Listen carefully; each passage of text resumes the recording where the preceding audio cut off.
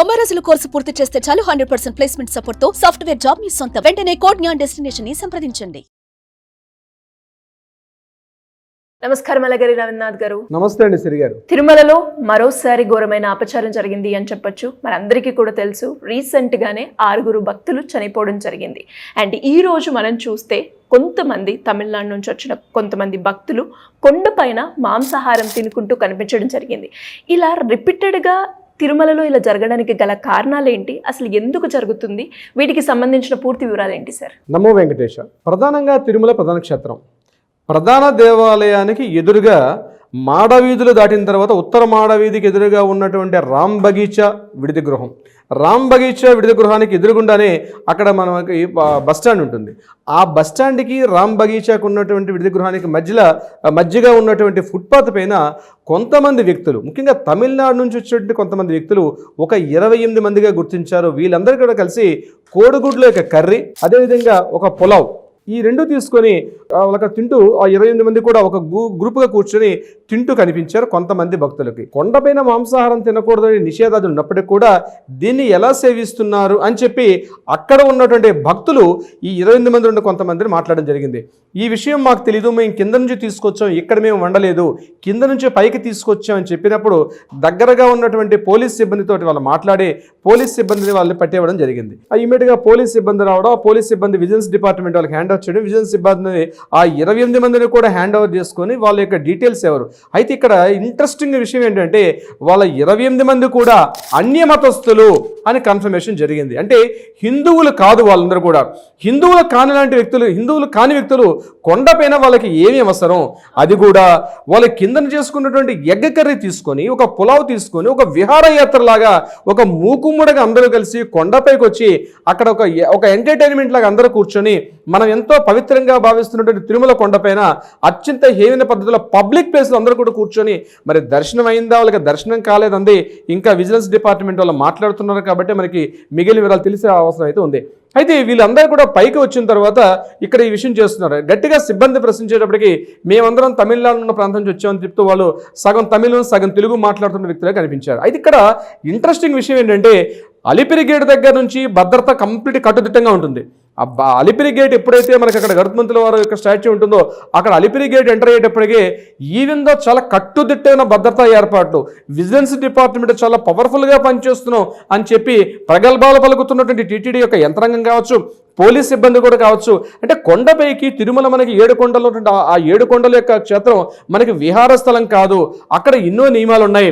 అన్య మతస్థులు ప్రవేశించకూడదు, పాన్ గుట్కా ఈవెందో మెడలో వేసుకున్న లాకెట్స్ కూడా నాన్ హిందూ ఎవరు కూడా ప్రవేశించకూడదు. ఒకవేళ నాన్ హిందూ ప్రవేశిస్తే అక్కడ ఉన్నటువంటి డిక్లరేషన్ ఫామ్ ఇవన్నీ చాలా ప్రొసీడింగ్స్ ఉంటాయి.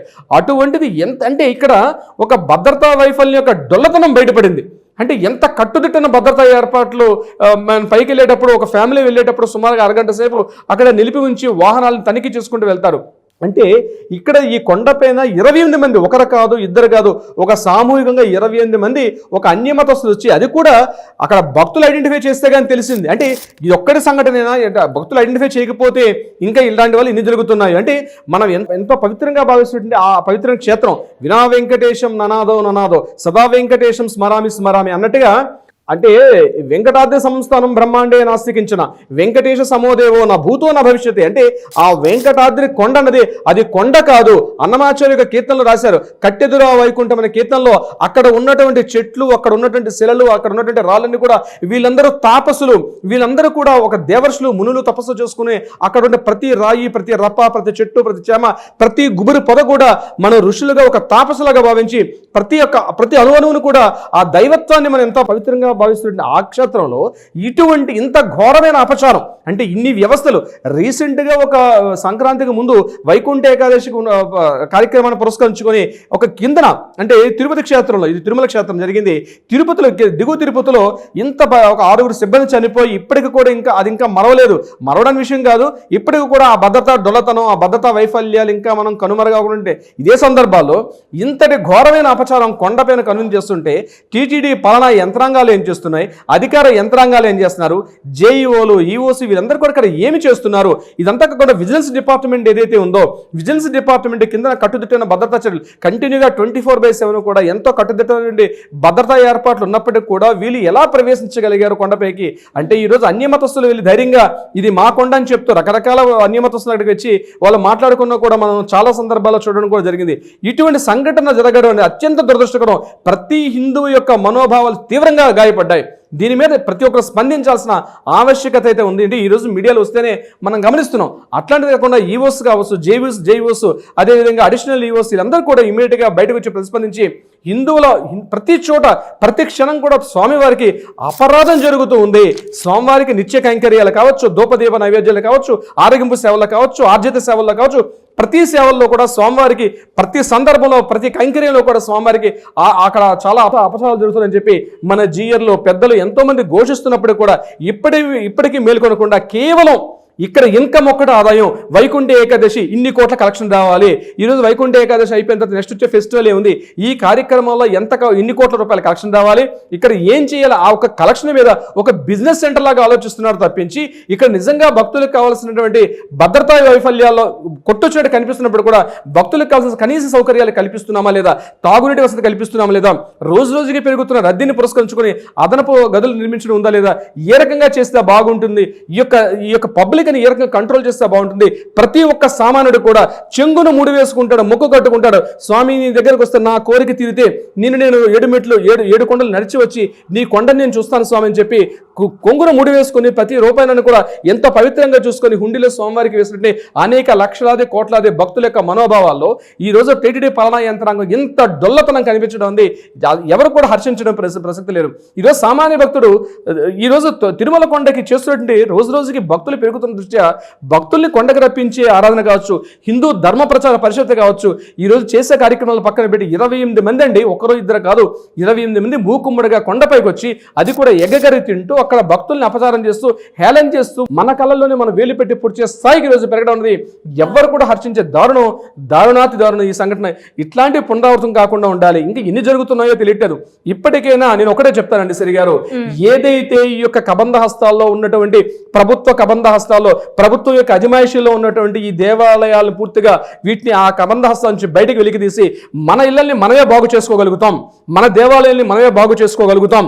ఖచ్చితంగా ఈ రోజు టీటీడీలు కావచ్చు, పాలనా యంత్రాంగాలు వచ్చాయి కానీ అనేక వేల సంవత్సరాల నుంచి మన దేవాలయాలు, మన గుళ్ళు, మన గోపురాలు మనమే రక్షించుకున్నాం. ప్రతి ఒక్క భక్తుడికి ఈరోజు భక్తుడు గుర్తిస్తే తప్ప ప్రభుత్వం గుర్తించిన పరిస్థితి అక్కడ ఉందంటే ఇన్ని వేల మంది, ఇన్ని లక్షల కోట్ల రూపాయల జీతాలు ఏమైపోతున్నాయి, ఈ చిన్న విషయాన్ని కూడా పట్టించుకోలేకపోవడం అత్యంత హేయం, అత్యంత జుగుప్సాకరం, అత్యంత బాధాకరమైన విషయం. అసలు తలుచుకుంటేనే ప్రతి ఒక్క తిరుమల స్వామివారిని ఆ రోజు పొద్దున్న లేసి స్వామివారి యొక్క ఫోటోను పెట్టుకొని ఆయన పాదాలని శ్రీచరణాలని మనం గుర్తుపెట్టుకోకుండా ఏ కార్యక్రమాన్ని చేయనటువంటి అనేక వేల మంది లక్షలాది భక్తులు నేను కూడా ఒకడిని. ఈ అపచారానికి ఇప్పటికైనా పులి స్టాప్ పెట్టకపోతే తిరుమల కొండకి రావడం అనేది చాలా ఇబ్బంది అవుతుంది.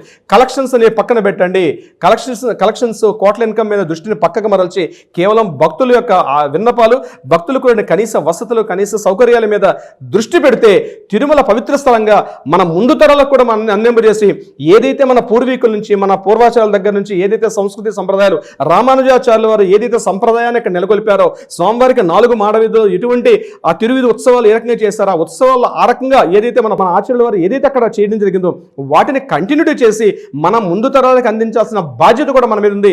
కేవలం కలెక్షన్ ఒక్కటే దృష్టి పెట్టుకోవాల్సిన అవసరం లేదు. పాలనా యంత్రాంగం ఇప్పటికైనా మేల్కొని కనీసం మన హైందవ ఆచారాలను, మన హిందూ ధర్మ ప్రచార పరిషత్ ఇప్పటికైనా మేల్కొని చేస్తే ఇటువంటి అపచారాలు మరలా జరిగే అవకాశం ఉండదు. సిరి గారు, ఎగ్జాక్ట్లీ సార్, మీరు చెప్పింది వాస్తవం. అండ్ మనం కూడా చూస్తూ ఉన్నాము రీసెంట్గా జరిగిన ఇష్యూ కావచ్చు, అండ్ మరలా ఇది రిపీట్ అయింది అంటే అక్కడ ఖచ్చితంగా విజిలెన్స్ యొక్క నిర్లక్ష్యం మనం చూస్తూ ఉన్నాం. ఇలాంటి ప్రధానంగా మరొక విషయం సిరి గారు, ఇటువంటి సంఘటన జరిగేటప్పుడు పలానా యంత్రాంగాలు ఏం చేస్తాయంటే ఇది మీరు చేశారో, పలానా వ్యక్తి చేశాడని చెప్పి ఎప్పుడైతే వార్తల్లో ఇది ప్రధాన శీర్షికలకు ఎప్పుడైతే ఈ వార్త వస్తుందో ఇమీడియట్గా ఎవరో ఒకరిని బలిపశువుని చేసి సస్పెండ్ చేయడం, ఎక్స్ట్రా చేస్తారు.